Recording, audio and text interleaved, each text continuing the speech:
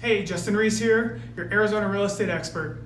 Today we're talking about something we see more and more often in our market, buying a home with solar panels, especially here in sunny Arizona. If you're considering one, here's what you need to know. First, you'll want to find out how the panels are owned. Usually there's two options. They're either owned outright by the seller, in that case, you're getting them free and clear once you close escrow on the home. Or the panels will be leased or financed. That means you as the buyer may have to take over the lease or financing payments, and your lender will want to review those terms in order to approve your loan.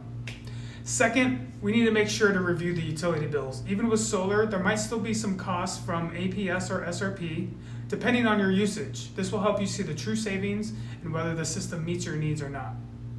Third, include solar in your home inspection. Have a professional confirm the system is working properly, check the roof underneath, and make sure there aren't any hidden repair issues down the road.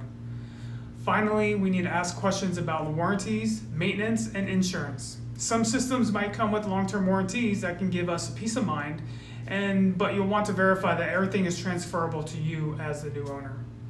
So when you're buying a home with solar panels in Arizona, do your homework. Ask the right questions and work with an agent who knows the process.